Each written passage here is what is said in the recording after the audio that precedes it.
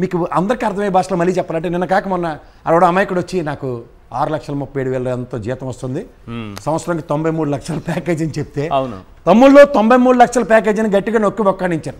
కానీ 630 × 12 వేస్తే 72, 74 మధ్యలో వస్తుంది అన్నది మీకు ఎలా ఉంటుంది? అది పర్లేదు, సౌండ్స్ మేక్స్ అన్న దగ్గర what sort of sounds they'll make. అతనికి 93 లక్షలు 70 లక్షలు వస్తుంది. అక్కడ నిలబడి చంద్రబాబు పక్కన నిలబడి చెప్పడం నేను అదే చెప్తున్నాను. అందులో మీకు ఇందాక వెంకటరెడ్డి చెప్పిన కంటిన్యూషన్ ఏంటంటే ఫస్ట్ క్లాస్ మార్కులు వచ్చేసారి నాకు లెక్కల్లో 100కి 100 వచ్చా, మిగిలినవన్నీ 60-70 అగ్రిగేట్ చేశాను అని ఒకటి చెప్తారు గర్వంగా. కానీ లెక్కల్లో 100 వచ్చిందో గట్టిగా చెప్తాడు. అదే చూడండి లంసం ప్యాకేజ్ దీనికన్నా గట్టిగా మాట్లాడుతుంటే ఏదో విన్నప్పుడే ఫర్ మంత్ అని రకరకాలుగా ఏదో మాట్లాడారు సార్. అవన్నీ సార్ ఇప్పుడు మనకి కేరళ అలాంటి భాష గురించి నేను మాట్లాడకూడదు సార్, ఎందుకంటే కొన్ని ప్రొనౌన్సియేషన్స్ కొన్ని ఒక్కొక్కలా ఉంటాయి. అందరూ మంచి లక్ష్యంలో మాట్లాడమంటే అంటే వాళ్ళని అక్కడ పెట్టుకొని నాకు ఇంత జీతం వస్తుంది అంత జీతం వస్తుందంటే ఏంటి జీతం అంత వస్తే నువ్వు ఎలా చదువుకున్నావు?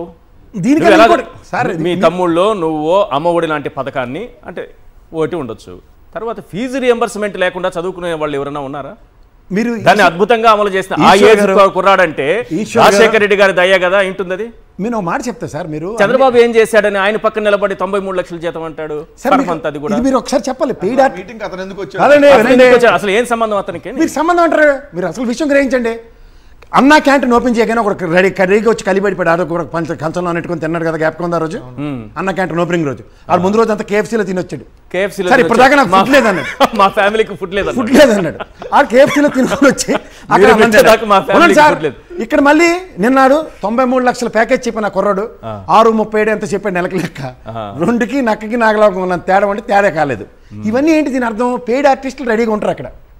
యాక్షన్ అంటే చంద్రబాబు వల్లే అతనికి చదువుకోగలిగాడు. ఒకరికి అన్నం దొరికింది, 5 సంవత్సరాల తర్వాత అన్నం తిన్నాడు. ఓకే, మీకు అది అర్థమైంది? 93 లక్షల నేను అడుగుతున్నది అది. చంద్రబాబుకి 93 లక్షల శాలరీకి ఏం సంబంధం? ఆ రోజు అన్నం క్యాంటీన్లో 5 ఏళ్ళు అన్నం తినపోవడానికి ఆ రోజు క్యాంటీన్ పెట్టి అన్నం తినడానికి ఏడు సంబంధం, అదే సంబంధం. మీరు గమనించండి సార్, ఎప్పుడైతే ఒక మొనాటమీని బ్రేక్ చేసుకుంటూ వచ్చి అంటే ఉదాహరణకి ప్రజల దగ్గరికి సంచి చేసుకుని పాపం రే బాబు నీకు పథకం అందిందా లేదా చెప్పురా బాబు, నువ్వు తెలుగుదేశం వాడు అయితే నాకేంటి, ప్రజారాజ్యం పార్టీ వాడు అయితే ఏంటి, జనసేన అయితేనేంటి, నాకు ఎవడైతే నాకేంటి, నీకు వచ్చిందా లేదని ప్రజల్లో తిప్పిన ఎమ్మెల్యేలు వీళ్ళకి నచ్చలే.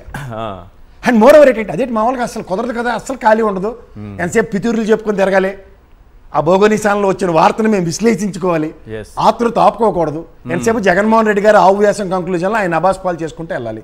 ఈ టార్గెట్ పెట్టుకున్నప్పుడు ఏమవుతుందంటే సార్, అసలు విషయాల కన్నా కొసర విషయాలు ఎక్కువ చర్చేసి వస్తారు. కానీ ఏ మాటకు ఆ మాట చెప్పాలి, చంద్రబాబు గారు మాత్రం మాట మీద నిలబడిన వ్యక్తి. ఎందుకంటే ఆంధ్ర రాష్ట్రం 14 లక్షల కోట్లు 10 లక్షల కోట్ల అప్పులు రాసిందని ఈ తపేల భోగోనిశాలలో చెప్పిన మాటకి ఒట్టేసి ఈసారి ప్రభుత్వం స్థాపించి ఆ 14 లక్షల కోట్లు అప్పు చేస్తే కానీ నిద్రపోడైనా. మీకు అర్థమైందా? అది ఆ 14 లక్షల ఫిగర్ టాలీ అవ్వాలి ఎప్పటికైనా, ఏ బడ్జెట్ కైనా. ఇందాక ఇంతసేపు డేటా చెప్పాడు వెంకటరెడ్డి, హైయెస్ట్ ఫిగర్ ఏదేందో అది అప్పటి నుంచి ఆయన మొదలెడితే ఇప్పటికి అయింది.